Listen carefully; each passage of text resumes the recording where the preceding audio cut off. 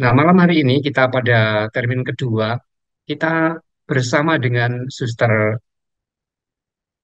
Monica, kesempatan yang baik bagi kita untuk melanjutkan apa yang dua minggu lalu digagas bersama Romo Gige. Mungkin ada satu dua dari Anda yang masih mengingat apa ya yang sudah dibahas oleh Romo Gige, itu yang dipancing oleh Romo Gige untuk kita kenali dari gula itu gitu.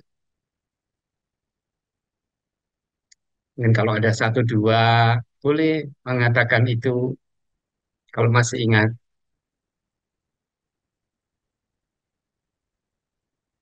Nggak apa-apa, nggak mudah masih praktik itu berarti secara teknis juga harus dibuka semuanya. Nggak apa-apa. Yang jelas Romo Gigi sudah mengantar kita untuk memahami Bula Paus Fransiskus yang mendorong bahwa kita tidak boleh berhenti berharap karena harapan di dalam Tuhan itu tidak pernah mengecewakan. Dan saya kira banyak sendi yang diungkapkan oleh Romo Gigi dan kita mengambil satu sari yang akan kita ungkap secara lebih dalam pada hari ini. Bagaimana Vincentian mampu melihat hidupnya juga penuh pengharapan, tapi juga sekaligus bagaimana seorang Vincentian juga mampu mengangkat orang-orang yang juga di dalam penderitaan itu untuk melihat peran Tuhan. Karena cukup sering pada saat orang putus asa karena penderitaan, lalu tidak mampu menangkap peran Tuhan di dalam hidupnya. Dan kalau orang mampu menangkap peran Tuhan, pasti harapan itu tidak pernah mati. Karena itu kita bersyukur bersama dengan Suster Monique yang akan membawa kita dalam diskusi bersama dengan Dr. Juan Lee yang akan menjadi moderatornya.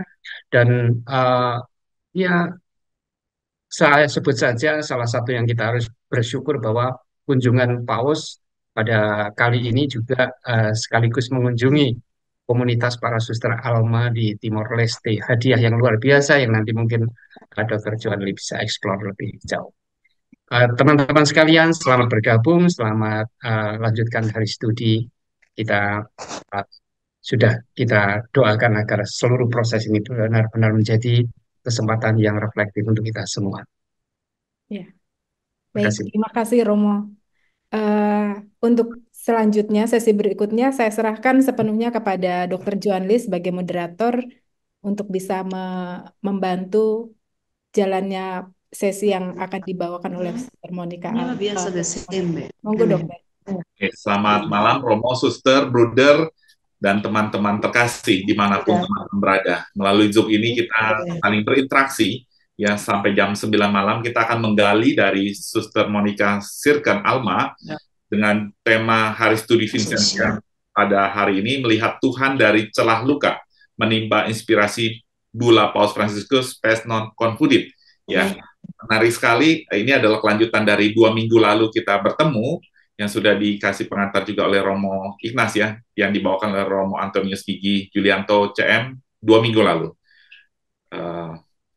Saya akan perkenalkan dulu siapa itu Suster Monica Sirken ya. Suster Monica Sirken Alma itu masuk Alma tahun 95, berarti sudah hampir lebih dari 29 tahun dari komunitas Alma Putri dari Kai Kecil Maluku.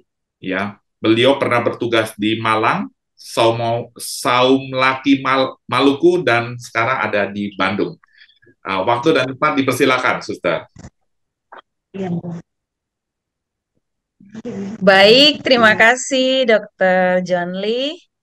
Selamat malam, sahabat Vincentian. Selamat malam semua. Selamat malam, Selamat Suster. Suster. Malam Romo, malam Suster, Bruder, Frater, dan ibu-ibu serta sahabat Vincentian yang terkasih. Saya terima kasih bahwa diberi kesempatan untuk sharing di sini tentang eh, bagaimana bersama dengan anak-anak berkebutuhan khusus, orang miskin dan yang terlantar, dan dengan tema yang ya luar biasa menurut saya, melihat Tuhan dari celah luka dan dihubungkan dengan Bula Paus Fransiskus. Saya secara pribadi ketika membaca bula ini bula pengharapan dan sungguh pengharapan karena sangat menghibur. menghibur, bukan menghibur secara fisik, tapi batin sangat dihibur oleh Bula ini. Kemudian menjadi inspirasi dan juga menjadi kekuatan. Karena eh, saya bilang, aduh, Bula ini sangat luar biasa karena seperti tidak sia-sia bangun pagi dan tidur larut malam. Karena ini sangat meneguhkan. Nah, saya mulai dari slide pertama, Dr. John Lee. Ya, sudah muncul ya, Suster? Iya, sudah Ya. muncul dan selanjutnya melihat Tuhan dari celah luka ini, saya beri judul pertama adalah perjalanan hidup melihat Tuhan dari celah luka secara pribadi, tetapi ini bukan hanya secara pribadi, tetapi menyangkut kehidupan Alma juga secara keseluruhan. Nah, saya mengambil tema perjalanan hidup melihat Tuhan dari celah luka itu mulai dari bulan Mei, Juli 95, itu ketika hadir di dalam komunitas Alma Decay tahun 92, itu saya bertemu pertama kali dengan dua anak kembar yang lumpuh dengan usia 17 tahun di Langgur Tual di satu pulau di Maluku Tenggara. Nah, dalam perjalanan refleksi baru saya menemukan bahwa ternyata saya bertemu Tuhan itu sejak awal panggilan. Mengapa? Karena ketika itu 17 tahun dan lumpuh total dua anak ini, dan saya mulai berkenalan dengan karya Alma melalui anak ini. Pertanyaan dalam hati saya, apa mungkin saya bisa mengangkat anak ini ke kamar mandi yang paling mereka butuhkan? Satu hal yang menurut saya sangat luar biasa adalah ketika anak ini mengatakan kakak, itu suatu energi yang luar biasa ke saya sehingga saya bisa mengangkat anak itu yang lebih besar dari saya. Maka refleksi saya yang terdalam adalah bahwa Tuhan melalui penderitaan itu atau luka yang dialami oleh dua anak ini membantu saya untuk mengenal Tuhan. Sehingga dari dua anak ini sungguh memberi saya inspirasi yang luar biasa. Saya harus ke Malang. Kemudian saya hadir dan sekarang bukan hanya sekedar hadir, tapi saya ke Malang tahun 95 dan ikut serta dalam melayani dan belajar melayani kaum disabilitas. Itu pergumulan selama 4 tahun. Berjumpa dengan anak ABK yang lebih banyak lagi di Malang. Dan mungkin yang mengikuti Zoom ini tahu komunitas Alma terbesar di Malang adalah di Dieng 40, di mana begitu banyak jenis disabilitas yang ada di kompleks ini. Saya mulai bukan hanya hadir, tapi mulai ikut serta melayani, belajar bagaimana melayani. Kami di training 2 tahun untuk bagaimana melayani mereka. Nah, selama 4 tahun itu kemudian kami dikirim ke Somlaki di satu pulau di ujung Maluku Tenggara. Itu dari tahun 2000 sampai 2007. Itu bukan hanya ikut serta belajar lagi, tetapi kontak langsung, terlibat langsung dalam karya dan memikirkan apa yang mereka butuhkan, kemudian dimasukkan ke dalam program. Dan itu berjalan selama 7 tahun, maka saya tulis di sini slide ini 12 tahun saya ditempah untuk hadir, ikut serta dan kontak langsung dalam kehidupan mereka. Nah, 12 tahun ini sungguh memberi kekuatan yang luar biasa. Nah, pertanyaannya, ketika berjumpa dengan anak yang luar biasa ini, mestinya masih muda waktu itu, usia sekitar 19 sampai 24 tahun saya menjalani ini, mestinya ada gejolak bahwa sudahlah saya pulang saja. Tapi ternyata tidak. ada magnet atau kekuatan luar biasa yang saya dapatkan dari anak-anak ini sehingga tidak sedikit pun saya mengatakan saya keluar dari Alma dengan karya yang begitu menurut saya luar biasa ringan dan berat. Nah, slide berikut, dokter. Jadi, oke. Nah, itu 12 tahun masa ditempa. Kemudian masuk ke menjelma. Nah, pendiri mengatakan, pendiri kami, Romo Jansen, kamu tidak hanya sekedar hadir, ikut, dan kontak dengan mereka, tetapi kamu harus menjelma. Artinya menjadi manusia di sana, tapi tidak kehilangan nilai-nilainya. Artinya kamu hidup di dalam lingkungan orang miskin dan menampakkan nilai-nilai Kristus sebagai anak Allah itu tetap ada. Seperti Yesus, dia Allah yang menjelma menjadi manusia tetapi tidak terpengaruh oleh keadaan manusia itu. Maka dikatakan ia sama dengan manusia kecuali dalam hal dosa.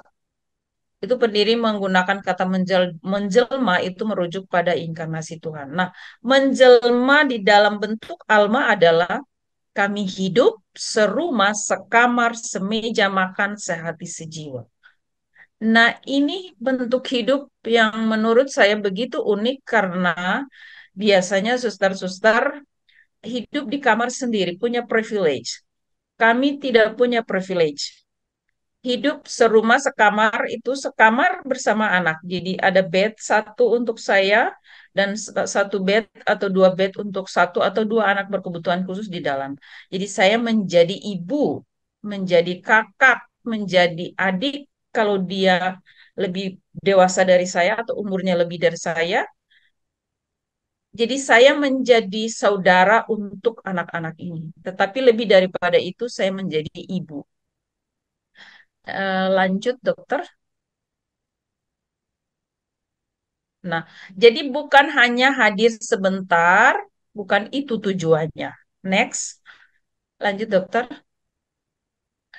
Artinya Alma hadir dalam masyarakat orang miskin, cacat dan terlantar.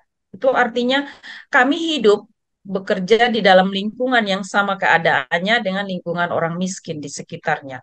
Nah, tujuannya adalah untuk mengalami dengan jiwa raganya sendiri. Artinya harus bisa mengalami mengatakan saya bertemu dengan Tuhan dalam diri anak-anak itu. Kalau saya sungguh hidup bersama dengan mereka, tahu kebutuhan mereka, dan sungguh merasakan mengalami kebersamaan dengan mereka secara intens.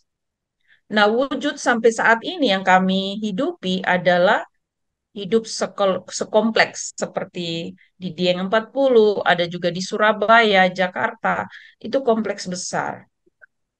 Kemudian serumah, sekamar seperti yang saya katakan tadi, kemudian semeja makan dengan orang miskin, cacat, dan terlantar, dan menjelma dalam masyarakat di mana serta kemana kamu diutus. Dan harapannya adalah sehati sejiwa. Nah,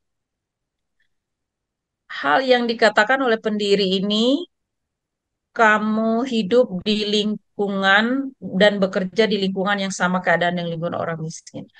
Nah, pertanyaannya, apakah Alma sungguh kami ini sungguh hidup di lingkungan orang miskin? Kalau saya lihat-lihat, ternyata benar apa yang dikatakan pendiri ini. Seperti misalnya pertanyaannya, oh tugas di Jakarta, Jakarta mana? Saya pernah mengatakan ke teman-teman juga, Jakarta mana? Oh Jakarta yang di pinggir, bukan di ibu kota, tapi di pinggir. Kemudian pertanyaannya seperti saya di Bandung, Bandung mana? Bukan Bandung kota, di pinggir juga. Berarti kami selalu dekat dengan orang miskin. Kemudian di Malang kebetulan mungkin berkembang cepat. Tapi dulu tahun 95, Dieng itu paling pinggir, masih hutan ya, jadi masih di pinggir. Tapi sekarang eh, menjadi kota. Tetapi dia punya kompleks yang dekat dengan anak-anak. Jadi kita membentuk suatu komunitas bersama anak-anak. Kemudian di tempat-tempat lain, di Mentawai, di Gongi, Sumba, tempat-tempat yang sama keadaan dengan orang miskin. Jadi kita dekat dengan orang miskin. Jadi sepertinya apa yang dikatakan oleh pendiri ini bukan suatu kebetulan, tetapi komunitas di mana kami berada selalu ada di lingkungan orang miskin. Dan itu panggilan menurut saya secara pribadi, itu panggilan yang melekat, yang tanpa diatur-atur itu kami selalu dekat dengan orang miskin. Dan itu dihidupi sampai hari ini. Next, dokter. Oke. Kemudian ingin saya sampaikan atau saya sharing di sini bahwa di dalam janji Alma itu dikatakan seperti begini, saya kutip, Alma tetap setia menjadi ibu untuk melahirkan, memelihara, dan bertanggung jawab terhadap anak-anak Allah yang dipercayakan kepadamu. Nah, pertanyaannya, kenapa ada kata melahirkan, memelihara, dan bertanggung jawab? Nah, melahirkan di sini, kita tidak hanya duduk di komunitas, di Wisma, tetapi pergi mencari. Dan kami punya program satu namanya Cari Bina Rawat. Atau kalau dalam bahasa pemerintah itu RBM, Rehabilitasi Bersumber Daya Masyarakat. Itu kita pergi mencari. Nah, ketika Romo hidup, kamu harus bisa melahirkan. Artinya, kamu harus pergi mencari anak-anak disabilitas, orang-orang miskin yang ada di desa-desa atau yang ada di sekitarmu yang tidak kelihatan, yang masih disembunyikan oleh keluarga atau oleh orang tua. Nah, itu makna dari melahirkan. Jadi harus pergi mencari. Jadi setiap tahun diharapkan harus melahirkan. Melahirkan dalam arti seperti yang saya jelaskan tadi. Kemudian memeliharanya. Ketika kamu membawa ke dalam komunitas atau mereka masih ada di masyarakat, memelihara hubungan kontak dan bertanggung jawab. Nah, model bertanggung jawab adalah setiap anak harus punya program. Artinya harus kenal anak ini. Mulai misalnya masuk di Wisma. Harus mulai dari pagi, harus tahu apakah dia bisa bangun, bisa membersihkan dirinya atau tidak. Nah, itu mulai dari hal-hal dasar, kebutuhan dasar itu sudah mulai dianalisa dan kemudian dibuat menjadi program. Next, dokter. Nah, bagaimana kaitan dengan Bula ini? Harapan yang tidak mengecewakan ini. Mungkin dari cerita saya sepintas, suster kok tidak ada kendala. Apakah ada kendala hidup bersama? Pasti. Di dalam Bula itu juga dikatakan bahwa dalam hidup yang nyata, sebenarnya kita mempunyai suka duka, ada. Dan bahwa suka duka itu ada, itu adalah ujian dari cinta kita atau cinta saya kepada anak, itu suka duka itu menjadi ujian di tengah-tengah. Dan harapan itu bisa pupus saat menghadapi anak-anak yang sulit ini. Tetapi Bula ini sungguh bisa mengatakan begini, mengapa harus ada harapan di tengah-tengah pencobaan atau di tengah-tengah penderitaan anak-anak itu muncul harapan. Pasti didasarkan pada iman dan dipupuk oleh kasih, dipupuk oleh amal kasih. Itu dikatakan dalam Bula itu. Dan itu sangat apa ya, melahirkan harapan yang membuat hidup terus maju untuk berbuat sesuatu untuk anak-anak itu. Nah, saya katakan di sini atau saya seringkan di sini begini, hidup bersama luka yang diubah menjadi harapan. Mengapa? Karena dalam konteks Alma kami mendengar tangisan orang miskin. Artinya ketika hidup bersama anak, pendiri pernah mengatakan dan itu selalu ada di dalam ingatan kami bahwa tangisan anak-anak cacat adalah kormu. Artinya bahwa tangisan anak-anak itu bukan sesuatu yang membuat kami sedih, tetapi melihat dari kacamata yang lain. Kemudian, Bula ini juga mengajarkan hal yang luar biasa ya, bahwa di dalam harapan itu ada lahir namanya kesabaran. Nah, saya tulis di sini, saya seringkan di sini bahwa dari anak-anak berkebutuhan khusus atau kebersamaan dengan mereka itu, saya secara pribadi dan mungkin teman-teman lain, pasti teman-teman lain, belajar apa itu kesabaran. Selanjutnya, dokter. Jadi mereka memberi eh, pembelajaran yang luar biasa tentang apa itu kesabaran.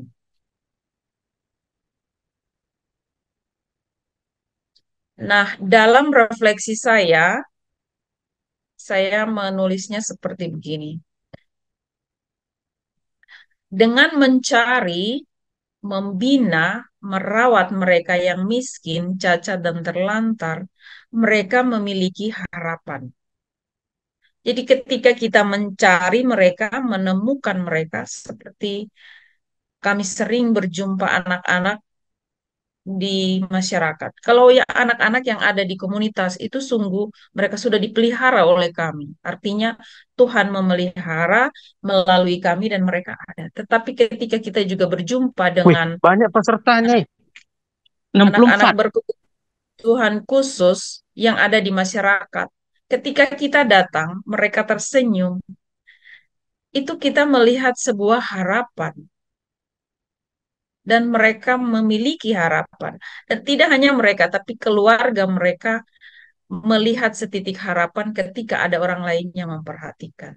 Dan kami juga harus memiliki harapan sehingga sinar harapan itu memancar kepada mereka. Artinya mereka kami memberi harapan kepada mereka, tapi kami juga harus melihat mereka ada harapan. Kami memiliki harapan bahwa mereka pasti berkembang. Mereka bisa, mereka perlu dicintai, mereka perlu dikasihi. Dan bentuk itu kelihatan dan dengan demikian harapan itu dari kami melihat langsung ya, dan saya sering mengalami bahwa kelihatan dari sinar mata anak-anak. Sinar mata anak-anak nanti ada video yang akan saya juga perlihatkan. Ketika kita melihat mata anak-anak itu berbeda dengan yang lain.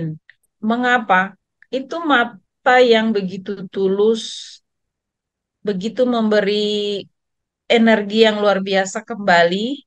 Kemudian dari senyumnya, sikap, geraknya, tutur kata mereka yang mengandung harapan itu juga memancar kepada kami. Nah, itulah yang kalau saya kaitkan dengan judul Melihat Tuhan di Celah Luka, itulah yang dialami. Jadi kayak punya magnet tersendiri. Nah, pertanyaannya magnet itu datang dari mana?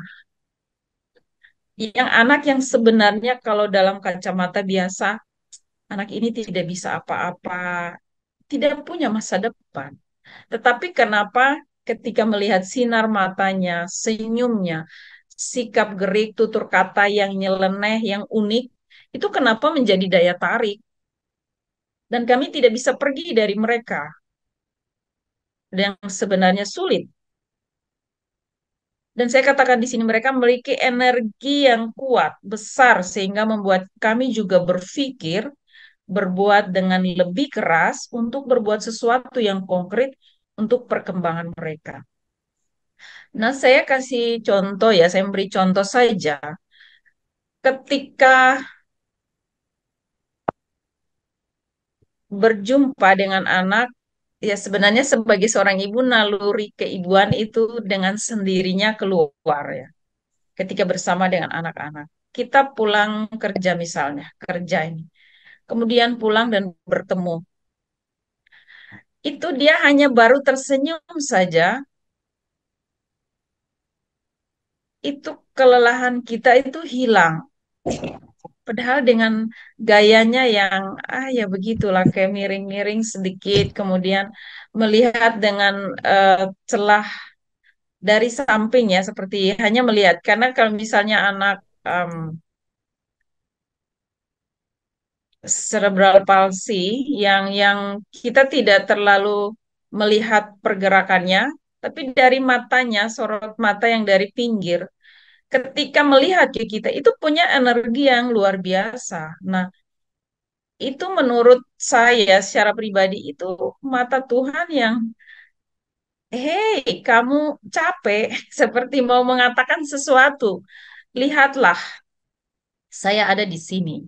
Jadi itu saya pernah sharing juga bahwa ketika melihat anak-anak itu senyumnya, sikapnya, perkembangan sedikit, itu seperti vitamin booster yang oh ternyata kamu bisa, oh ternyata dia bisa senyum, oh ternyata dia bisa ini, oh ternyata bisa ini. Jadi itu semacam energi yang memompah semangat sehingga oh ya dia ternyata dia bisa ini ya, sehingga oke programnya harus dirubah lagi, harus ditambah lagi.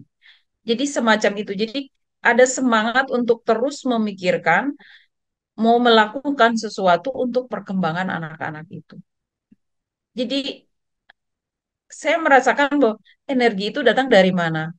Kembali lagi, sebenarnya Tuhan sedang berbicara bahwa, kamu harus melakukan sesuatu untuk anak ini. Jadi, jadi seperti itu. Kemudian next, dokter. Nah, Nah, pada saat perjalanan bersama itu saya membahasakannya bahwa kami mengalami kebahagiaan bersama. Tentu mungkin ada suka duka, tetapi endingnya adalah kita bahagia bersama. Kemudian saya juga mau mengatakan bahwa satu bentuk hidup yang penuh harapan dari anak-anak disabilitas itu kami belajar sabar. Sebenarnya sudah di depan. Next, dokter. Ulang. Nah, dokter mungkin bisa memutar video ini. Oh bukan nanti. Nah, Timur oke. ya. Timur di matahari. Iya di matahari.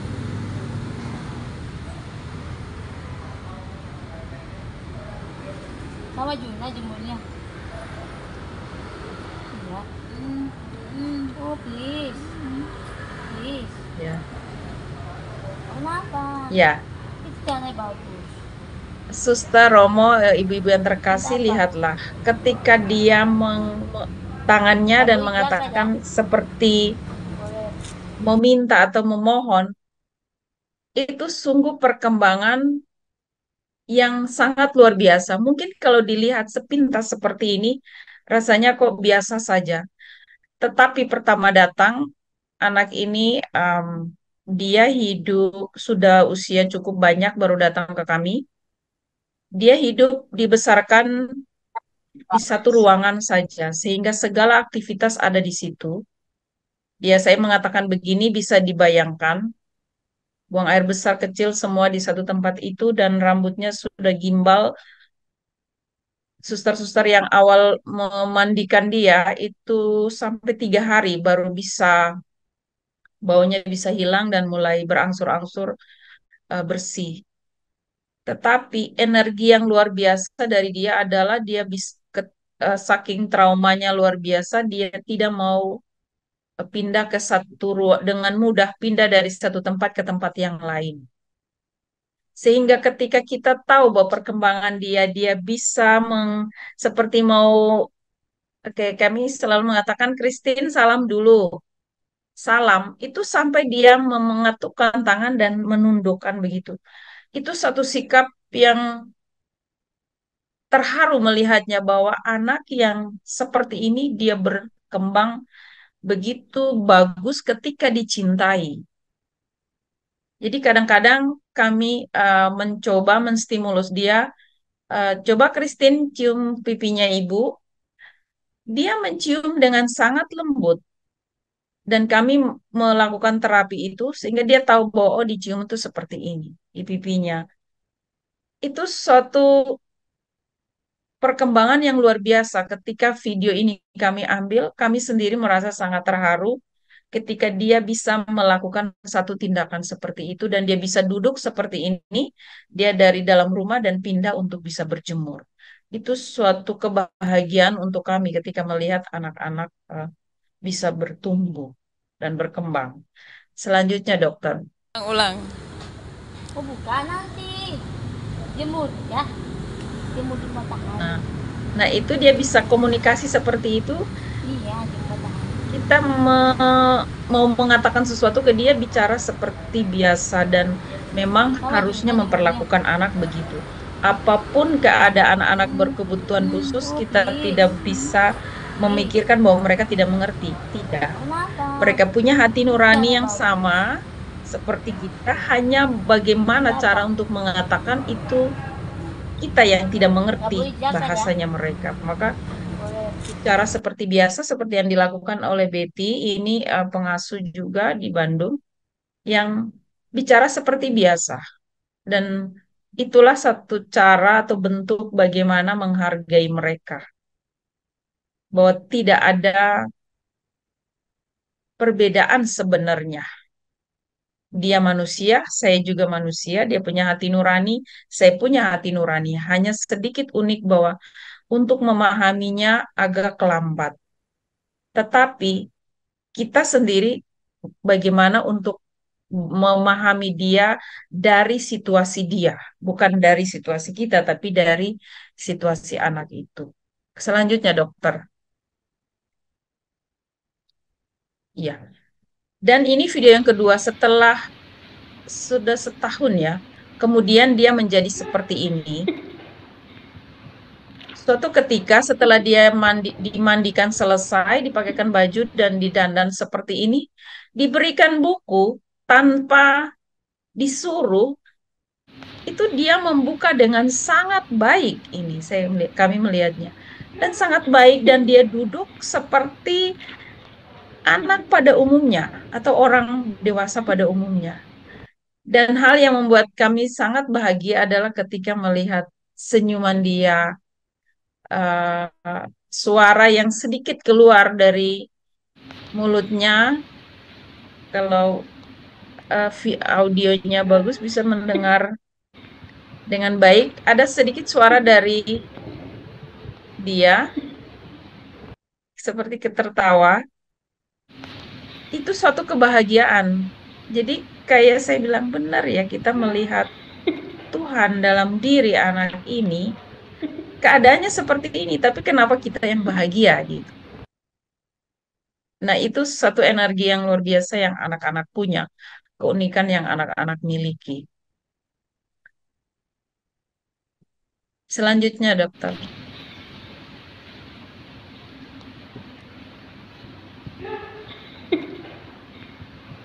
Jadi begitu tenangnya dia membuka, itu suatu perkembangan yang luar biasa yang kami lihat. Ya, selanjutnya dokter. Ya. Nah, dari video ini, bayangkan bahwa betapa sabar kami melatih dia setahun baru dia bisa seperti yang dalam video itu. Artinya bahwa kebajikan yang erat kaitan dengan harapan adalah kesabaran. Yang dikatakan ini saya kutip dari bulan bulas Paus Fransiskus. Dan ini sangat menghibur. Dan kesabaran adalah salah satu buah Roh Kudus yang menopang lahirlah pengharapan. Jadi saya bilang betul sekali apa yang dikatakan oleh Paus Fransiskus tentang kebajikan yang erat kaitan dengan harapan adalah kesabaran. Dan memang kesabaran, ketika sabar itu akan ada lahir kebaikan-kebaikan. Dan saya sangat yakin bahwa itu buah Roh Kudus yang membantu kami untuk sabar untuk mendampingi anak-anak ini. Misalnya mulai dari hal-hal yang sangat sederhana, kebutuhan dasar mereka. Sabar untuk menemani mereka makan. Nah, kata makan itu sudah sangat umum, tetapi misalnya makan itu mulai dari memegang sendok untuk membawa ke mulut. Saja itu kita butuh waktu untuk dibawa ke mulut. Kemudian menemani untuk jalan, menemani untuk duduk seperti tadi, untuk duduk berjemur. Itu sabar untuk duduk. Kalau kita pergi dari dia, dia juga bisa pergi dan jalan. Maka kita harus sabar untuk duduk menemani. Kemudian melatih untuk mereka belajar atau tahu sesuatu. Itu sangat butuh kesabaran. Kemudian sabar juga untuk melatih misalnya yang belum bisa pakai baju. Mana muka, mana belakang, mana atas, mana bawah. Harus diulang-ulang dengan penuh kesabaran supaya mereka bisa memakai baju. Jadi melayani bukan berarti melayani total dan kita tidak melatih mereka, tidak. Tapi harus memberdayakan mereka apa yang mereka bisa. Kalau dia bisa memegang ujung baju, biarkanlah dia memegang. Sesudah itu kita bantu mengangkat atau bagaimana caranya. Jadi sungguh Bula ini sangat menghibur bahwa kesabaran adalah salah satu buah Roh Kudus yang menopang lahirlah pengharapan. Selanjutnya, dokter. Nah, artinya bahwa nilai kesabaran ini terbukti bermanfaat bagi diri kita sendiri dan orang lain. Dan benar, kalau tidak sabar, mungkin anak-anak ini ya sudahlah hanya diberi makan seperti itu saja dan tidak ada perkembangan. Tetapi sungguh bahwa kesabaran itu terbukti bahwa itu sangat bermanfaat bagi diri kami juga sebagai yang mengasuh dan bagi anak-anak itu. Dan kesabaran itu ketika kita melihat di dunia sekarang ini ya, seperti ini ditulis di dalam Bula, bahwa di dunia yang serba cepat, kita terbiasa menginginkan segalanya sekarang atau harus sekarang. Kita tidak lagi punya waktu untuk bersama orang lain. Bahkan keluarga pun merasa sulit untuk berkumpul dan menikmati kebersamaan satu sama lain. Serasa hal ini juga terjadi ya di keluarga dan juga di komunitas misalnya. Ah, ini sibuk sana, sibuk sini, akhirnya udah waktu sangat sedikit untuk berkumpul. Kesabaran telah hilang karena tergesa-gesa, dan hal ini terbukti merugikan. Karena hal ini memang mengarah kepada ketidaksabaran, kecemasan, bahkan kekerasan yang tidak beralasan, sehingga mengakibatkan lebih banyak ketidakbahagiaan dan sikap mementingkan diri sendiri. Nah, artinya kalau kami tidak sabar, pasti kekerasan akan terjadi untuk anak-anak. Itu sungguh sangat kami sadari bahwa ketika tidak sabar, itu itu tantangan terbesar. Dan misalnya tidak sabar, pasti marah. Kenapa sudah dilatih, kenapa belum? Kok belum bisa-bisa ya? Nah, itu mulai tensi mulai naik, berarti kesabaran mulai mulai berkurang. Nah, tantangan itu, nah, apa yang harus kami lakukan supaya sabar lagi? Nah, itu nanti mungkin saya sering kan. Lanjut, dokter. Nah, nah, yang seperti saya katakan tadi, bagaimana hal kita harus sabar dengan anak. Saat makan, biasanya itu di meja makan, ya, anak ini di meja makan. Dan sudah dideken Iya, lengkap, ya mantap. sudah harus duduk untuk makan dengan lebih baik. Kalau duduk Tapi begini suatu makan ketika cepet. saya lihat ya seperti video ini, kenapa Ini dia yang dengan terlalu. caranya dia sendiri, Nona satu ini pilih ayam saja. Iya, nggak usah makan yang lain ya. Wih, mantap makannya. Hmm. Punya dulu, Kon, punya. Ketelan dulu, telan dulu. Ya. Jadi ternyata dengan cara dia sendiri dia bisa makan dengan cepat dan banyak. Makanan yang ada di sendok untuk dibawa ke mulut itu ternyata banyak. Padahal yang kita pingin, oh duduk rapi, bagus untuk dia bisa makan dengan baik dengan sendok. Tapi ternyata tidak. Dengan cara ini, dia duduk seperti ini, dia makan dengan happy, dengan senang, dan dia bisa menyendok makanan dengan baik ke mulut. Nah, ini akhirnya kami belajar, saya sendiri secara pribadi melihat ini. Oh iya, ternyata bukan dengan cara saya, tetapi saya harus melihat bagaimana cara dia makan dengan nyaman dan baik sehingga dia bisa makan dengan baik tanpa saya harus memaksakan kehendak. Jadi bagaimana sabar untuk menemani mereka. Tetapi kenapa tidak marah? Ketika dia bisa makan, itu sudah punya energi tersendiri. Oh ya ternyata dia bisa.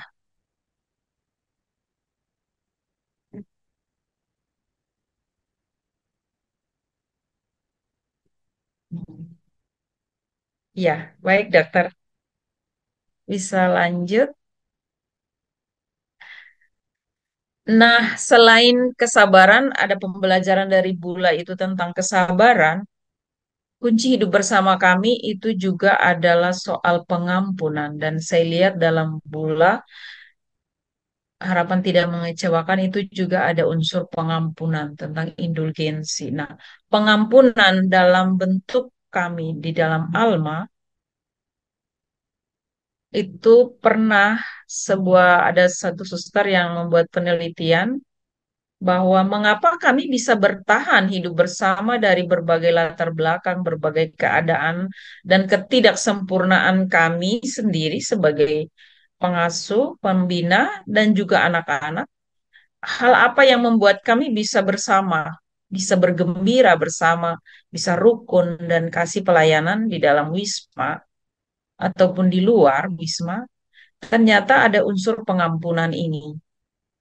Dan pengampunan itu kami belajar juga dari anak-anak. Mengapa? Ketika kita marah, selesai, mereka udah selesai. Kita masih mangkel, tapi mereka sudah selesai. Artinya saat itu saja dan beberapa waktu mereka sudah lupa. Besok mereka sudah biasa lagi. Jadi sungguh belajar dari anak-anak ini bahwa mereka tidak punya rasa dendam, benci, yang atau tidak suka yang berkepanjangan. Tidak ada ternyata anak-anak. Mungkin masih marah sedikit atau celas sedikit, cemburu sedikit antara satu dengan lain. Tapi itu tidak bertahan lama. Jadi kayak saya sering mengatakan, oh iya ya dia marah selesai. Seperti di kitab suci itu sebelum matahari terbenam sudah selesai. Besok kita hidup baru lagi. Gembira lagi, hidup rukun kembali lagi, saling melayani dengan penuh kasih lagi. Jadi unsur pengampunan itu ternyata belajar dari anak-anak ini, dari luka mereka ini kita melihat Tuhan yang sungguh hadir dengan pengajaran yang tidak belajar dari teori yang tinggi-tinggi, tapi belajar dari anak-anak ini bahwa pengampunan itu harus ketika bersama. Tidak bisa tidak, karena bertemu setiap hari. Seperti juga misalnya suami istri dalam keluarga, ada satu kesalahan atau kekeliruan atau keteledoran, tidak ada cara lain selain mengampuni, pengampunan.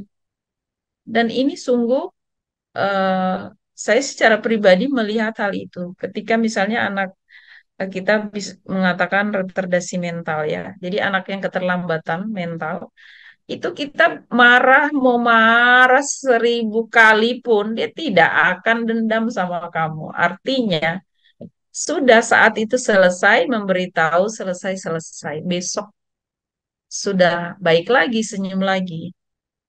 Oh iya, berarti saya belajar kita bersama itu harus ada pengampunan. Dan benar penelitian suster kami yang mengadakan ini, hidup bersama itu kuncinya adalah pengampunan. Kalau tidak, agak susah. Lanjut, dokter. Nah, dasar hidup bersama ini saya menemukan di Kolose 3:12 sampai 17.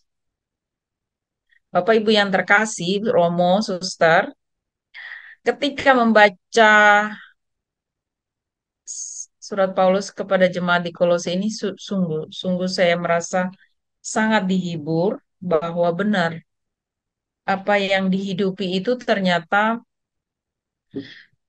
kita sebagai orang pilihan Allah yang kudus, yang dikasihi, kenakanlah padamu belas kasih.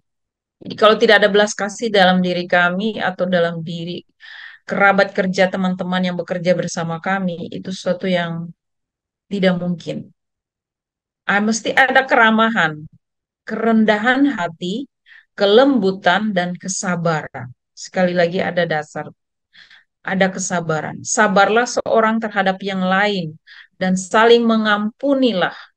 Jika ternyata ada seorang yang bersalah terhadap yang lain, sama seperti Tuhan telah mengampunimu, maka kamu juga harus saling mengampuni. Karena di atas semua itu kenakanlah kasih yang menjadi pengikat yang sempurna. Biarlah damai sejahtera Kristus mengendalikan hatimu, karena memang untuk itulah kamu dipanggil menjadi satu tubuh dan bersyukurlah. Biarlah perkataan Kristus tinggal di dalam kamu dengan melimpah, dengan segala hikmat yang mengajar dan menasihati seorang terhadap yang lain. Benar bahwa misalnya kita menasihati anak, tapi anak itu juga menasihati kita secara tidak langsung. Menyanyikan mazmur, lagu-lagu pujian, dan nyanyian-nyanyian rohani. Semuanya dengan penuh ucapan syukur di dalam hatimu kepada Allah. Apapun yang kamu lakukan dalam perkataan atau perbuatan, lakukanlah semua itu di dalam nama Tuhan Yesus sambil mengucap syukur kepada Allah melalui Dia. Artinya, sungguh ini intisari dari hidup bersama kami. Kalau pertanyaannya, kok suster bisa bertahan?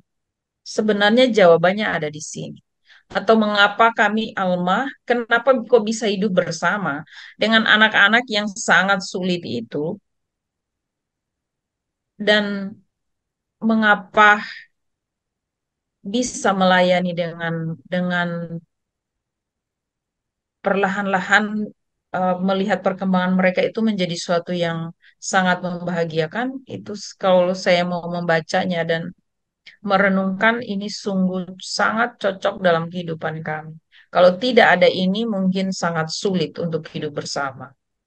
Dan saya juga mau menseringkan bahwa hidup kami bersama itu menurut saya menjadi sesuatu yang tidak mudah.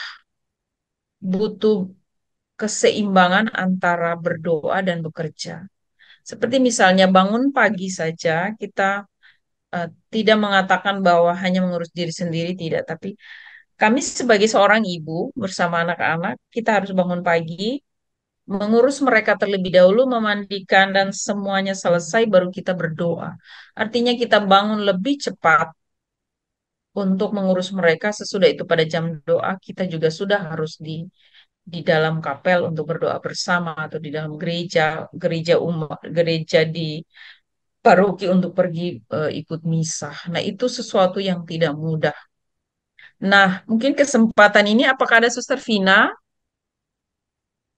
dari Bandung?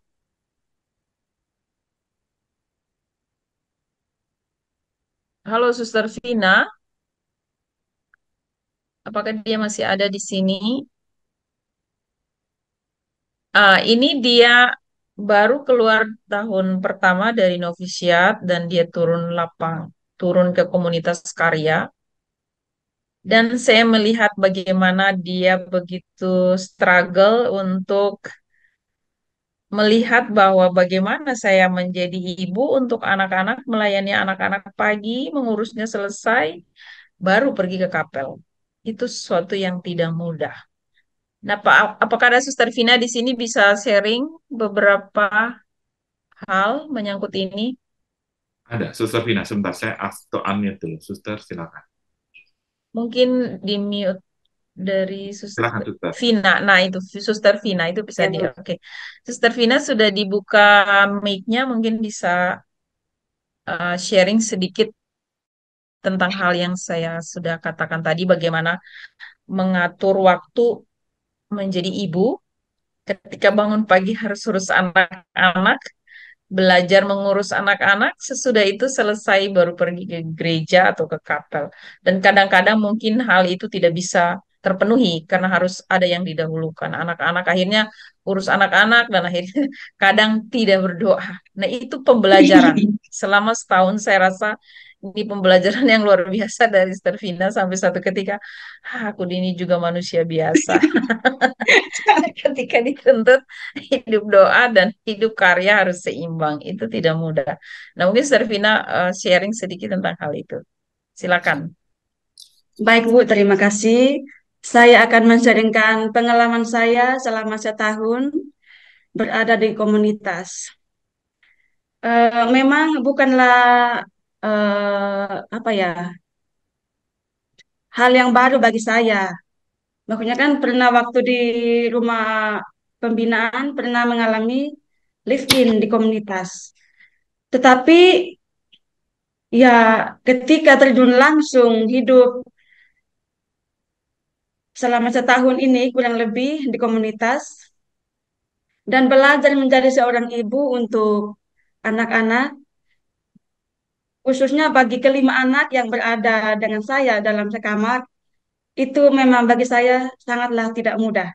Di mana saya harus belajar mengatur waktu, mulai dari bangun pagi hingga mengurus anak-anak, mengurus kelima anak itu, barulah saya mengurus diri saya, lalu harus berdoa. Ya memang terkadang saya tidak masuk kapel, karena kalau bangun terlambat, kalau bangun jam 4 begitu, itu bisa saya ikut doa. Tetapi ketika saya sudah terlambat, seperti sudah setengah 5, jam 5, itu memang saya tidak akan ikut doa. Karena terlambat. Masih mengurus anak-anak, ada anak yang ya mau dibilang sulit ya. Karena karena dia tidak bisa mandi sendiri dan kita harus mandikan dan sebagainya itu. Lalu juga ada anak normal yang awalnya itu yang sebelum dia pindah, dia sekolah di sekolah normal. Jadi setelah mengurus dia, harus mengurus juga dengan bekalnya ke sekolah, barulah saya mengurus diri saya. Suatu ketika saya, ya mungkin Bu Monik juga tahu ya, pernah saya ditegur sama Bu Monik saat pertemuan begitu, ya saya mengatakan, ya Bu, saya ya juga manusia biasa ya Bu, saya terkadang bangun juga terlambat, dan saya tidak sempat untuk berdoa begitu. Karena ya kurang eh, mengatur waktu gitu. Tetapi ketika saya belajar, seperti malam, saya menyiapkan memang pakaiannya anak-anak, dan bangun pagi jam 4, saya mandi lebih dulu. Setelah itu baru saya mengurus mereka, dan itu saya jalankan, dan emang merasa bahagia ya, karena bisa juga mengikut doa begitu. Ya, terkadang juga saya mengalami pengalaman desolasi ya. Makanya kan jarang jarang tidak ikut doa pagi. Jadi saya mengalami pengalaman isolasi, mengalami kesepian rohani. Tetapi dengan bantuan dari ibu-ibu ketika dilibatkan untuk mengikuti segala macam kegiatan, ya akhirnya saya pun bisa mengalami dan menjalankan semua itu dengan penuh sukacita.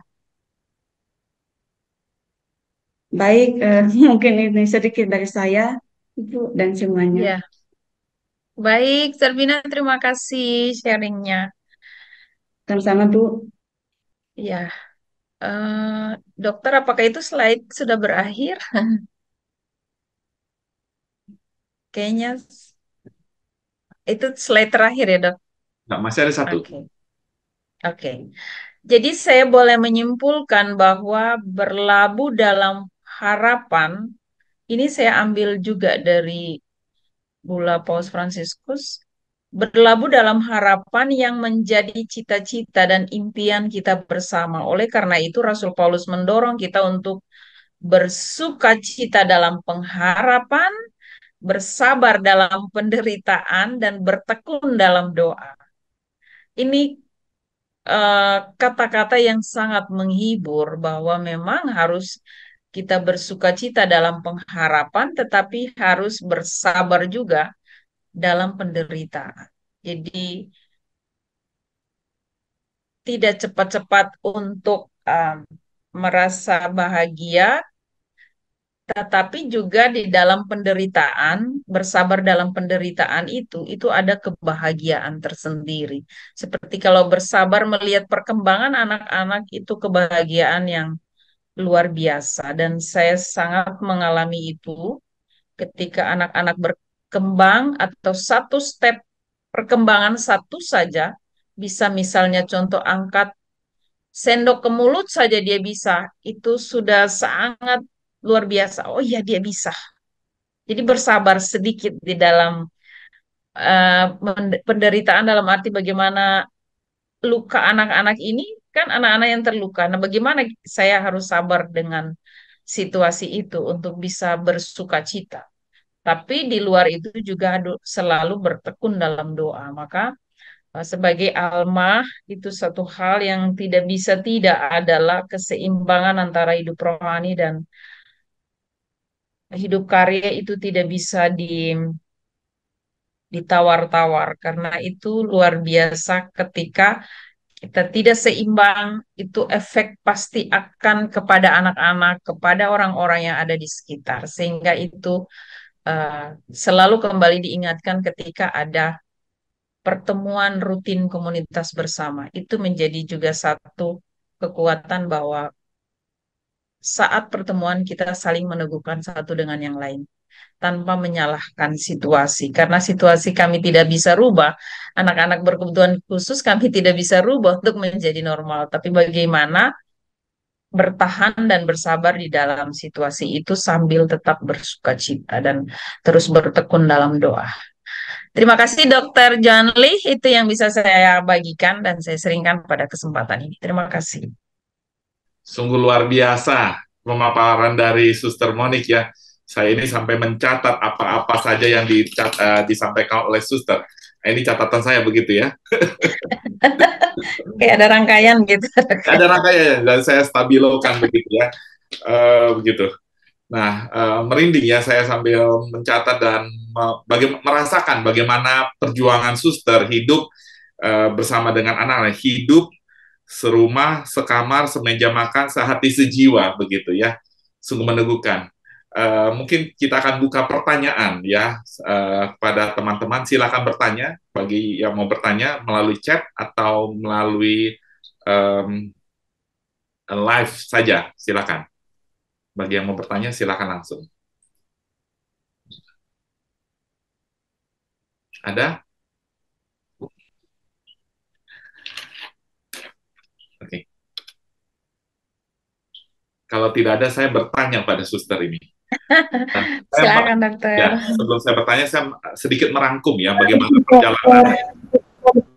Ada yang mau bertanya. Oke. Boleh menanggapi. Oh, silakan suster. Sebentar, saya spot dulu ya. Suster PMU. Ya.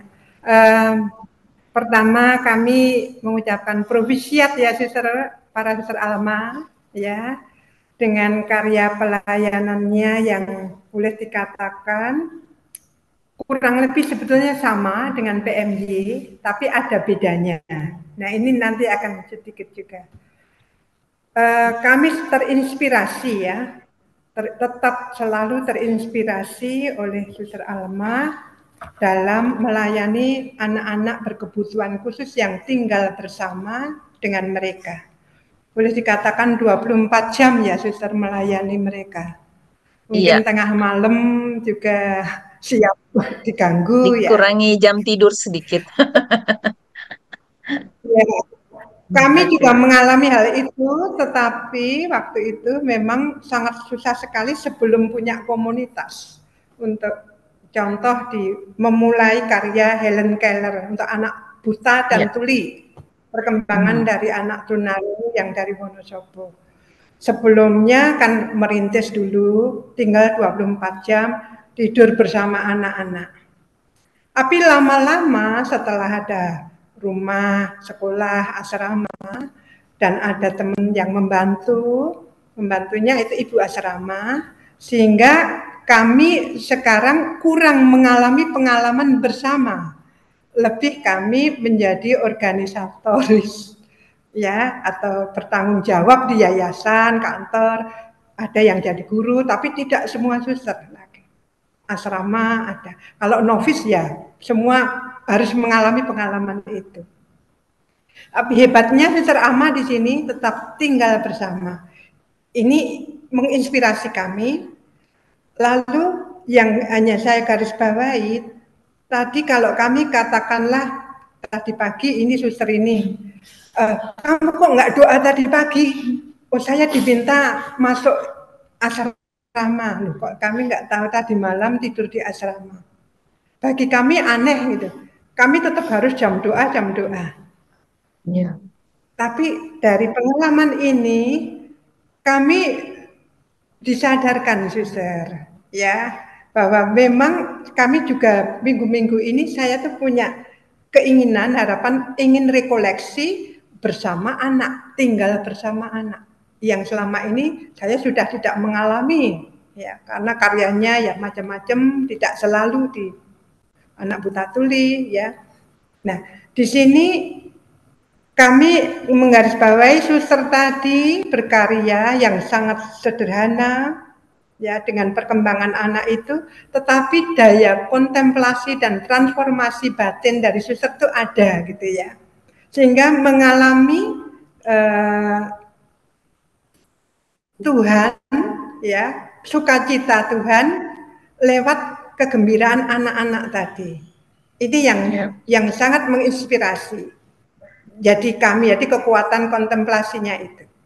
Lalu yang menjadi pertanyaan saya, di samping karya yang sungguh-sungguh mulia ini, Suster, apakah dari Suster Alma ada juga karya lain, pastoral lain di luar rumah sebagai ibu yang melayani itu, yang memungkinkan juga untuk mengalami proses transformasi dalam masyarakat ya. Karena memang untuk anak itu ya sangat terbatas. Kami sudah ada in care, pre-care, in care, aftercare. Sekarang ini kami mulai dengan aftercare. Ini kadang-kadang pengharapan kami kadang-kadang juga lemah karena banyak kendala-kendala. Dan ini ya kami tadi diteguhkan berharap hanya ya melihat pelan-pelan dan sabar gitu. Ini Suster, terima kasih. Kami ingin tahu pelayanan yang lain yang di luar Oke, baik, anak-anak. Ya, terima kasih. Kami di Wisma itu hidup bersama dengan kerabat kerja awam yang bersama-sama dengan kami di satu Wisma. Nah, di dalam Wisma itu kan kita hidup bersama pada saat bangun tidur dan makan, jam pulang kita makan. Ada namanya terapi. Itu kita pergi ke tempat terapi yang kami juga punya, melayani di tempat terapi. Dan seperti istilahnya sekolah ya. Jadi kita jam kerja ya kita kerja. Kemudian di masyarakat itu atau di dalam gereja dulu, dari pastoral gereja, di pastoral paroki, itu kita tetap juga ngikuti Legio Maria. Dan Legio Maria itu sungguh disiplin. Kita harus setiap minggu rapat. itu tidak bisa ditawar karena itu aturan tetap yang nggak bisa dilanggar. Itu kami juga ikut Legio Maria di paroki.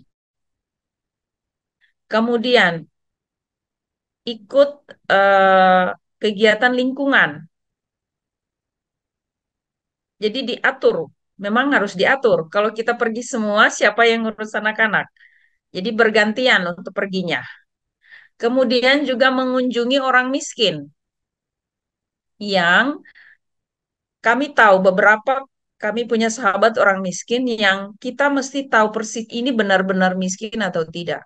Itu kami juga mengunjungi di rumahnya, bahkan kita sampai ke rumah dan tahu ini benar miskin, apakah pura-pura atau tidak itu kita perlu sampai tahu dan ketika sampai tahu ya sudah kalau mereka selalu datang untuk meminta ini dan itu kita sudah tahu sehingga tidak perlu grundel lagi tetapi memberi dengan tulus kepada mereka dan berkomunikasi seperti saudara. Kemudian kami juga punya karya namanya CBR tadi yang saya jelaskan tadi, cari bina reha, cari bina rawat di masyarakat. Jadi kita kunjungan dari rumah ke rumah, tapi itu dijadwalkan ada petugasnya dan kami juga harus mendampingi. Seperti Suster Vina tadi mengalami beberapa waktu harus kunjungan eh, ke kita istilahnya gini. Jadi kita area misalnya kita ambil satu kecamatan atau satu desa dua desa, kemudian kita melakukan inventarisasi, menemukan ABK berapa di situ. Nah, itu kita melakukan pelayanan seminggu sekali kunjungan rumah untuk 20 anak ya. Yang kita sekarang tuh di Bandung itu di wilayah satu kecamatan itu sekitar 20-an anak. Kita kunjungan rutin. Jadi ada pelayanan di luar panti dan juga di dalam gereja.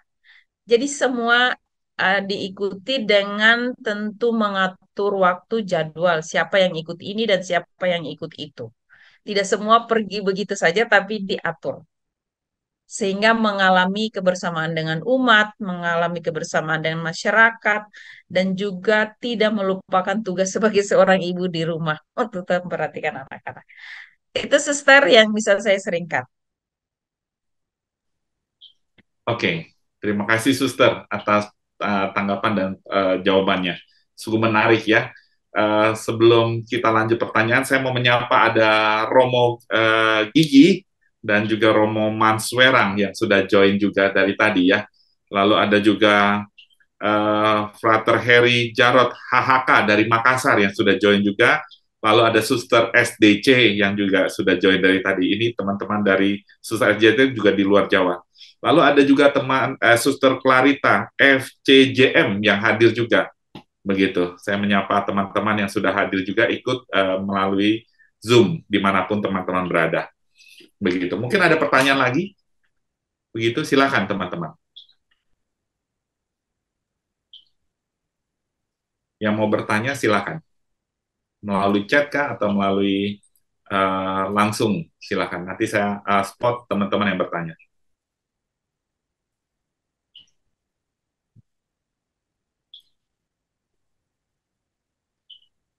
Oke, kalau tidak saya akan bertanya ini ke suster yang tadi saya. Oke, sebelum saya bertanya, saya akan merangkum sedikit apa yang kita sudah pelajari dari suster ya. Panggilan suster di tahun 95, bagaimana bertemu dengan 2 orang lumpuh dulu, lalu mengangkat anak tersebut dan menjadi kekuatan buat suster. Betul ya suster ya? Lalu ada 2 kata kunci sebelum itu adalah ditempa dan menjelma ya. Arti menjelma adalah berinkarnasi, lalu hidup serumah, sekamar, semeja makan, searti sejiwa dengan pola yang diajarkan oleh pendiri, yaitu Romo Johnson ya, cari bina rawat, dan bagaimana proses menghayati melihat Tuhan dari celah luka, begitu. Pertanyaan menarik saya adalah, satu buah dari cerita suster tadi adalah kunjungan Paus Fransiskus ke spesifik di Timor Leste ke komunitas Suster Alma di sana. Bagaimana perasaan suster mewakili teman-teman di sini begitu ya. Jadi baik. Kan mewakili keluarga Vincentian ya dimanapun berada. Ya tentu. Ya, Iya, itu sebenarnya satu sukacita besar, eh, bukan hanya Alma, tapi keluarga Vincentian itu suatu peneguhan untuk kita yang bergerak dengan bahasa option for the poor itu ya, dan kita eh, laksanakan dalam tarekat Vincentian ini dengan kekhasannya masing-masing. Itu suatu peneguhan yang luar biasa. Dan kami waktu itu menonton bersama, walaupun itu terjadi di Dili, tapi seolah-olah kita juga ikut, sehingga terharu dan melihat Bapak Paus begitu apa ya, kehangatan yang luar biasa yang ditunjukkan itu kita ikut merasakan karena walaupun itu mereka di sana, tapi kita live, saat live itu kita ikut semua. Semua dengan tenang mengikuti proses itu. Dan satu hal yang sangat membahagiakan buat kami adalah bahwa apa yang dikatakan Bapak Paus, bahwa eh, saya mencatatnya bahwa membiarkan diri sebenarnya ada di banyak di medsos itu ya. Saya lihat apa yang dikatakan Bapak Paus itu ada bahwa kita belajar dari anak-anak seperti mereka membiarkan dirinya dirawat, dicintai oleh oleh kamu, Alma, atau suster-suster Alma. Kamu juga harus belajar membiarkan dirimu dipelihara oleh Allah. Itu suatu peneguhan yang luar biasa. Yang, oh iya ya, sebenarnya kita belajar satu hal dari apa yang dikatakan Bapak Paus ini, yang kadang-kadang mungkin terlalu berpikiran, oh harus buat ini, buat itu, tapi lupa bahwa sungguh sebenarnya kamu sedang dipelihara oleh Allah untuk juga merawat anak-anak ini. Jadi kita merawat, memelihara anak-anak, tapi kita juga membiarkan diri untuk dipelihara oleh Allah. Sehingga itu kita sungguh menemukan Allah dalam diri anak-anak. Sehingga ketika kita melihat wajah senyum mereka, itu punya energi yang luar biasa yang Tuhan kembalikan untuk kami sebagai yang melakukan itu punya kekuatan untuk melakukan lagi kepada anak-anak. Jadi memberi dan menerima itu seperti itu terjadi setiap hari. Itu dokter yang kami alami. Kami sangat berbahagia untuk hal itu. Ya, tentu Iya, kebahagiaan itu juga menular, ya, menular kepada iya, kami ini keluarga betul. kita keluarga Vincentian ya, Iya, diwakili oleh iya, Alma di Timor Leste benar, gitu. Ya, betul sekali. pada saat saya lihat YouTube-nya ya, saya melihat baju suster ini, saya bertanya-tanya, ini suster Alma kah atau suster dari kongregasi yang lain, Cipta Kasih yang apa Mother Teresa, tapi saya diteguhkan di grup promotor sistemik channel Romo, oh ini suster Alma begitu ya, luar biasa ya, sungguh sukacita ya. Dan mungkin Iya, boleh diulang lagi, kita dengarkan sekali lagi ya pesan Paus Fransiskus kepada suster Alma yang juga tentu buat kita ya, walaupun iya. berbeda pelayanan, tetapi kita juga melayani pada Mhm. orang miskin ya. Mungkin suster boleh sekali lagi apa yang dipesankan Paus Fransiskus kepada suster Alma, Iya. itu pesan buat kita juga. Jadi ini saya ini pinjam kata-kata Bu Uskup, tapi menurut versi saya. Jadi biar eh, kita belajar dari anak-anak yang membiarkan dirinya untuk dicintai, diasuh, dipelihara oleh kamu, kamu juga harus membiarkan dirimu dipelihara oleh Allah. Itu sesuatu yang merinding buat saya.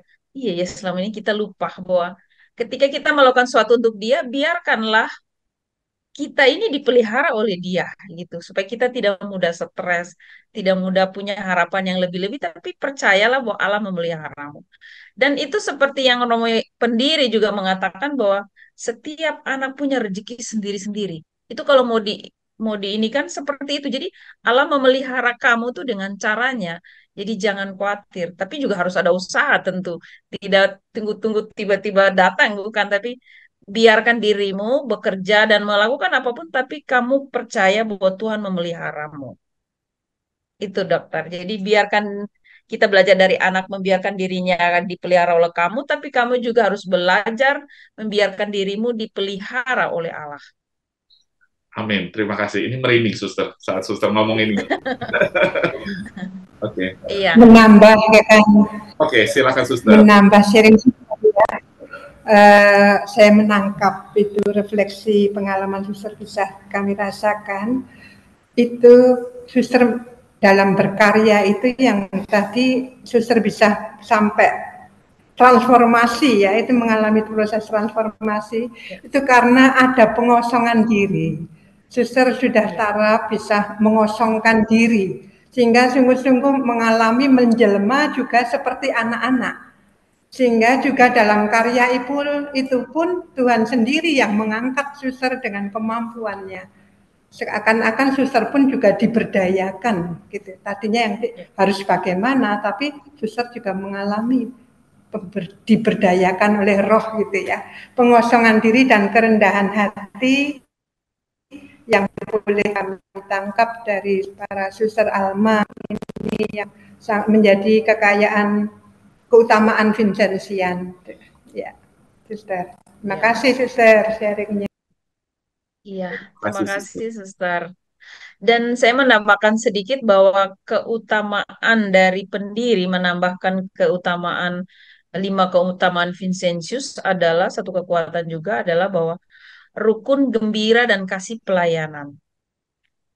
Artinya kita melayani anak-anak yang sungguh berat ini. Bagaimana mungkin kita tidak gembira? Kalau kita gembira, artinya energi itu ditransfer kepada anak-anak sehingga mereka juga gembira dan kegembiraan anak-anak itu kembali memantul kepada kita. Jadi ketika kita gembira, itu anak-anak juga pasti gembira. Jadi kita punya satu keutamaan dari pendiri ya. Jadi rukun, rukun harus rukun. Tidak bisa tidak rukun.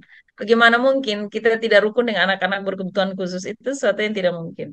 Jadi harus rukun, gembira dan kasih pelayan. Ketika kita gembira, kegembiraan itu akan mengalir dengan sendirinya dan kasih itu keluar sehingga muncullah kasih pelayanan.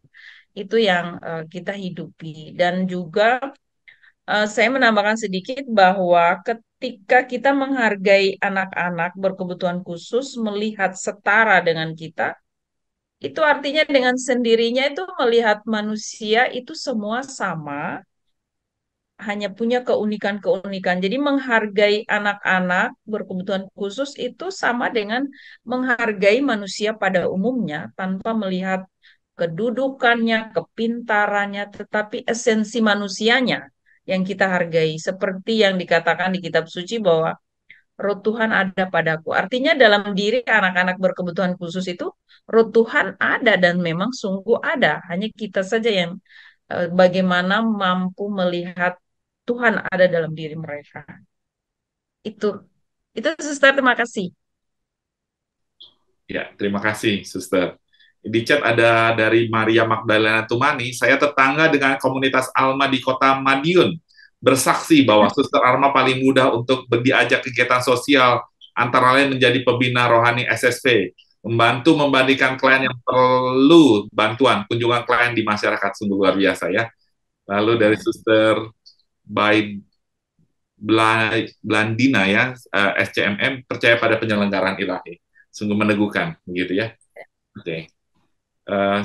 Ada lagi yang mau bertanya, silakan. Begitu. Mungkin satu pertanyaan lagi sebelum kita lanjutkan dengan foto bersama. Nanti habis pertanyaan ini kita akan foto bersama ya teman-teman.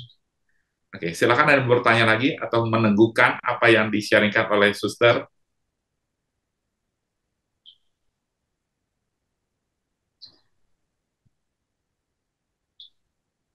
Ya, terima kasih. Ada chat lagi nih dari Suster SMN. Suster panggilannya apa ini? Suster Dina kan? Terima kasih Suster Monica atas sharing yang memotivasi kita untuk tulus dan penuh kesabaran melayani. Dari pengalaman pelayanan itu kita melihat dengan Tuhan. Amin.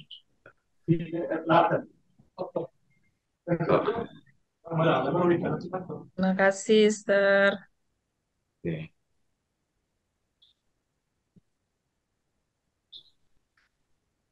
Ada lagi yang mau bertanya? Oke, kalau tidak maka saya akan rangkum apa yang kita sudah sharingkan, apa yang Suster sudah sharingkan ya. Tentu rangkumannya secara cepat saja bahwa pada saat suster dipanggil melihat dua anak kembar yang lumpuh yang menguatkan suster untuk masuk komunitas Alma, lalu ditempa dan menjelma, lalu dengan pengalaman suster, bagaimana bertemu hidup 24 jam, dikurangi jam tidur yang sedikit saja, dengan pola pergi cari binarawat, ya, lalu belajar kesabaran dari mereka, ya, lalu dengan melihat senyum saja dari mereka itu memberikan kekuatan energi yang luar biasa, seperti melihat mata Tuhan di wajah dan mata anak-anak yang suster rawat bersama, ya, menjadi ibu, menjadi kakak, dan menjadi adik bagi mereka. Lalu itu juga menjadi sumber vitamin bagi suster untuk tetap bertumbuh merawat anak-anak, ya. Lalu bagaimana? Ada suster akan katakan ada kata kuncinya, ya. Bagaimana kunci bertahan hidup bersama mereka adalah pengampunan. Lalu dasar hidup bersama adalah dari Kolose 3 ayat 12 sampai 17. Tentu semua itu menguatkan suster melihat Tuhan dari celah luka, dan juga ada kata kuncinya bula dari Paus Fransiskus sendiri, pengharapan tidak mengecewakan, dari Roma 5 ayat 5. Saya akan bacakan Roma 5 ayat 5 secara lengkap, ya. Dan pengharapan tidak mengecewakan, karena kasih Allah telah dicurahkan di dalam hati kita oleh Roh Kudus yang telah dikaruniakan kepada kita. Terima kasih suster atas sharingnya yang sungguh luar biasa. Kita akan kasih applause dulu dong, ya, secara virtual pada suster. Oke. Kita akan foto bersama sebelum kita ini nanti akan ditutup dengan kata pengantar lagi dari Romo Ignas. Oke, kita buka semua kameranya, boleh teman-teman, Romo, suster. Oke. Bentar.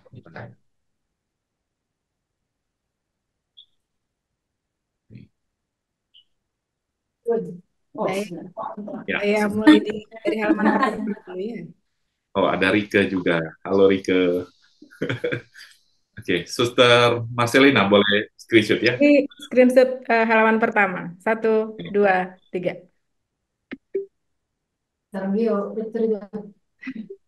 Oke. Halaman kedua. Halaman kedua. Ada Pak Wirawan ternyata. 1, 2, 3. Oke, saya juga lihat ada Bang Peter, ya, ada teman saya yang juga suka pelayanan pada panti asuhan juga ikut join dalam Zoom ini, walaupun di luar keluarga Vincentian, begitu. Terima kasih, gitu. Oke, saya kembalikan pada Suster Marcelina, silakan Suster. Terima kasih dokter, terima kasih Suster Monica untuk sharingnya yang luar biasa. Kita plus sekali lagi untuk Suster Monica dan Dokter Joan Lee. Iya, banyak hal yang sudah diceritakan oleh Suster Monica, ya, tentang pengalaman bagaimana Suster Alma melayani. Ada begitu banyak rahmat di balik keterbatasan yang dari mereka yang dilayani. Nah, untuk selanjutnya saya akan meminta koordinator keluarga Vincentian untuk memberikan apalah. Monggo Romo Ignas Suparno, silakan. Mute-nya dibuka, Romo. Mic-nya belum buka, Suster Romo.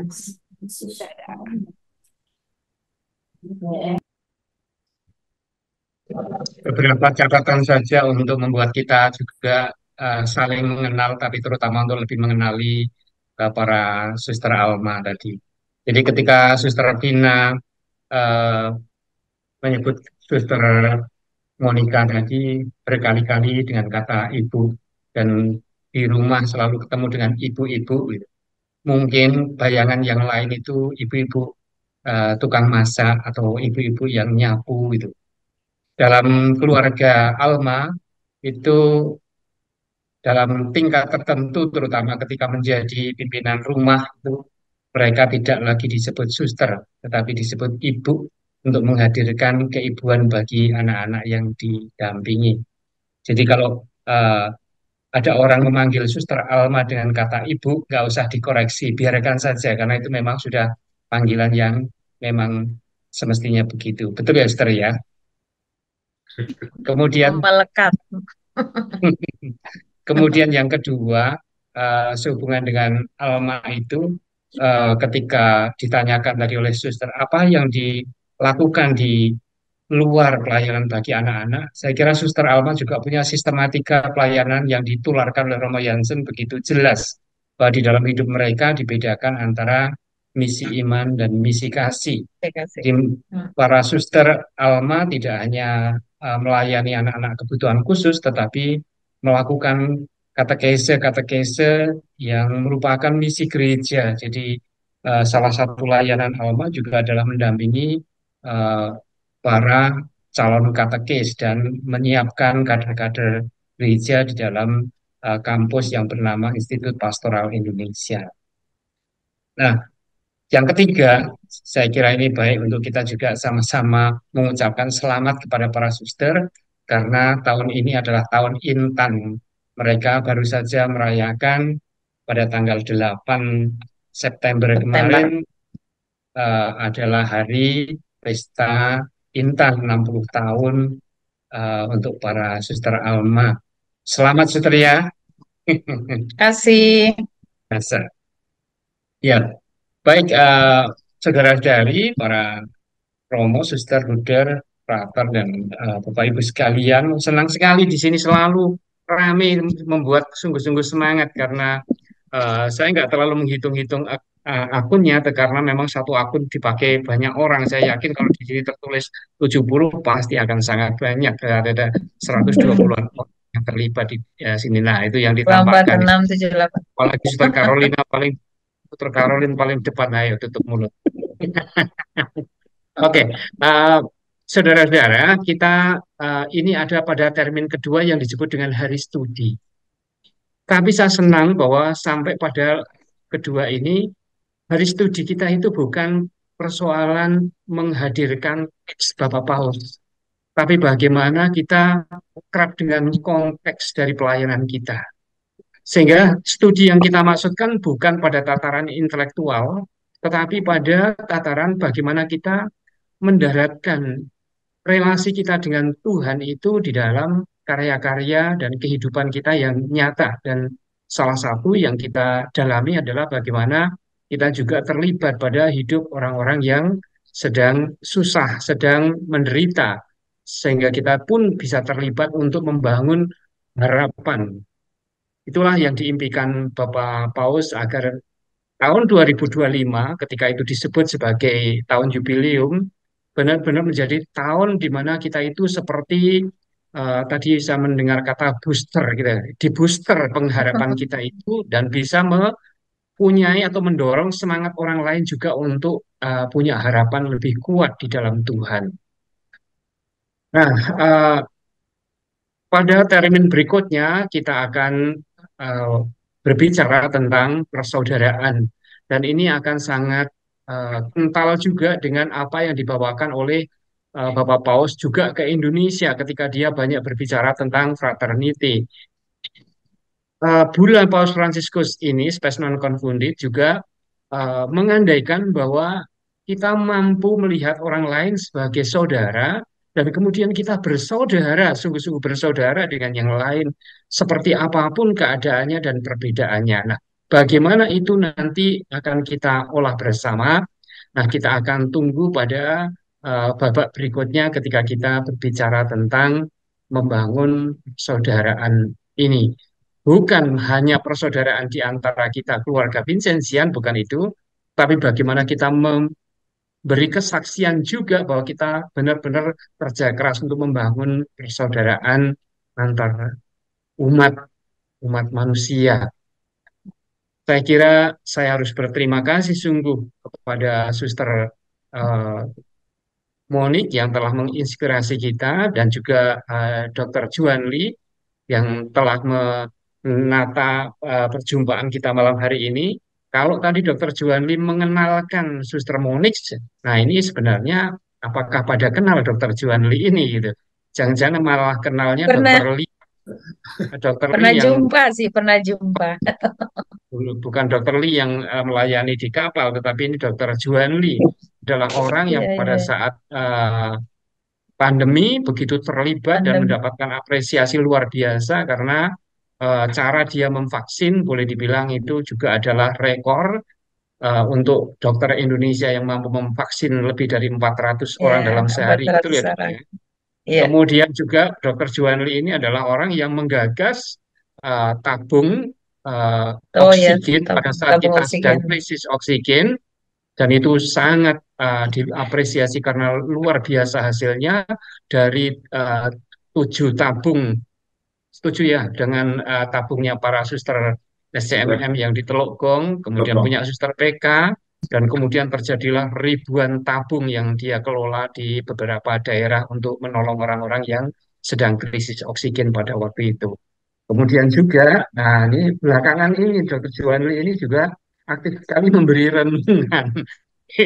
Luar biasa dokter, renungan-renungan yang sangat dalam.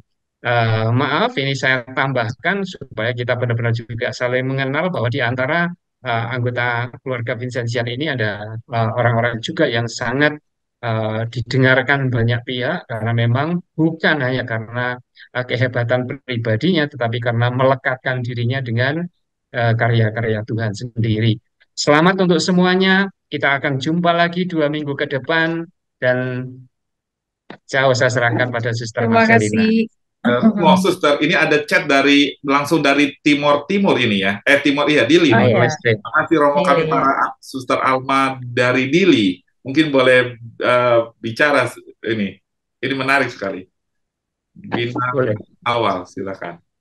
Pengalaman bagaimana ketemu dengan Bapak Paus. Bapak Paus. Gembira dokter.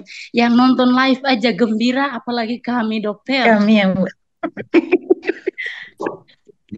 Kami gembira, terharu bisa menyentuh secara langsung beliau di tempat ini.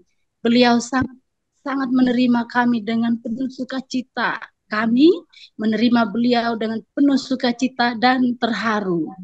Beliau masih sampai di dalam ruangan dan cukup lama. Waktu yang ditentukan 30 menit, tapi beliau menambah 30 menit lagi. Karena beliau sangat prihatin dengan anak-anak di sini. Terima kasih Suster, sungguh meneguhkan, begitu ya? Oke, Ya. terima kasih, terima kasih. Sama-sama dokter. Oke, saya kembalikan pada Suster Marcelina. Baik, terima kasih dok. Yang menggembirakan tahun ini juga bukan hanya Alma yang berpesta intan, tetapi juga Romo Ignas ini pesta imamat yang Oh iya. Oh iya. 25. Jadi supaya kita saling kenal juga. Provisiat. Iya, provisiat. Nah, mungkin kalau ada yang lain juga ada yang pesta ulang tahun, monggo silakan. Kita rayakan bersama malam ini. Ya, Suster Utis kayaknya ada yang ulang tahun. Ada yang ulang tahun ya. Ya, habis dari Timor Leste, Ibu pelayan kami di Timor Leste. Oh, cocok berarti. Memang malam ini kita merayakan pesta bulan Vincentius, banyak pesta yang kita rayakan. Eh, Malam ini juga menyenangkan ya karena begitu banyak melibatkan begitu banyak orang komunitas dari luar Jawa. Tadi sudah disebutkan ada Frater Heri Jarot dari HHK, lalu juga ada yang dari luar keluarga Vincentian Suster Clarita FCJM.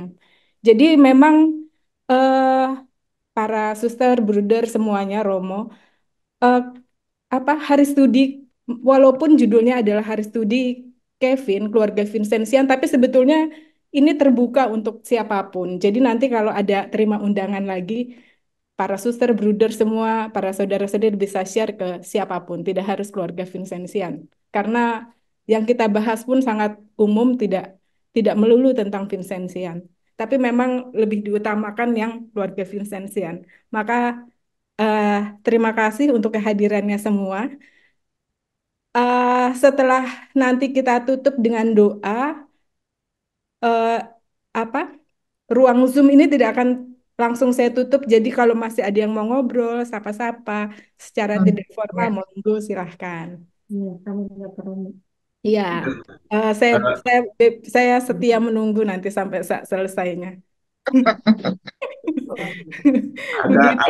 ada chat dari Romo Ignas ya, itu menarik sekali. Silakan download ya pesan Bapak Paus Pesan Bapak pada Paus. teman-teman ini di komunitas Alma di Dili gitu ya. Silakan di download di chat gitu. Terima kasih. Ya. Ya, Suster, boleh menyela sebentar, Suster? boleh. Nggih, monggo. Suster, kami minta doa besok tanggal 26 Oktober di Timor Leste, di Buruma, sekolah kami untuk anak-anak difabel, asrama, sekolah, dan komunitas diresmikan pemberkatan. Oh, Ah, tanggal 26 ya, Suster ya? oke. Timor Leste nanti bisa hadir, yang dari Dili maksud saya, Oh bisa ya, hadir Aha. ke Buruma. Luar biasa. Terima kasih Ah, banyak. tanggal 26 September menjelang Pesta Santo Vincentius. Oktober, maaf Suster. Oktober, Oktober, Oh, tak kira September. Oke, ya nggak Oktober, apa-apa. Sir. Heeh. Oktober, Suster. Oh, ya. Tempatnya di mana, Suster? Di Buruma, Suster. Oh, Di Bakau. Ya. Iya Bokau, Bonoiti. Oh, Bokau. Iya Ya, Bokau Bokau Buruma. di sebelah. Keuskupan sebelah. Jangan lupa Iya, kirim Keuskupan undangan Bokau. ke Alma Dili. Iya. Baik, terima kasih. Masih ada yang mau disampaikan lagi, mumpung belum ditutup, sebelum doa penutup nanti. Ya, Profesiat Romo Ignas, 25 tahun imamat berserta teman-teman Imam CM. Mm-mm. Dan projo kami bertujuh, 3 CM dan 4 projo. Ya. Baik, terima kasih. Terima kasih juga khususnya spesial untuk para bruder Budi Mulya yang hari ini all out, keluar semua komunitas-komunitasnya Ya. muncul. Luar biasa. Terima kasih Bruder Alex untuk sudah menjadi kompor pada para bruder. Walaupun sudah pindah ke Bogor. Bukan jadi kompor, Suster. Provokator, Suster. Provokator. Provokator. Nggak apa-apa. Yang penting menyemangati. Tuhan, terima kasih atas saudari kami ini. Dan terima kasih atas keluarga besar Vincentia. Kami akan mengakhiri pertemuan kami dan berkatilah kami semuanya ya Tuhan. Kami persilahkan Romo. Tuhan bersamamu. Dan bersama saudara-saudari sekalian, di dalam kehidupan membangun harapan, juga di dalam karya-karya untuk melayani setiap orang yang perlu ditegakkan harapannya, senantiasa dipenuhi oleh berkat Allah yang Maha Kuasa, Bapa dan Putra dan Roh Kudus. Amin. Amin.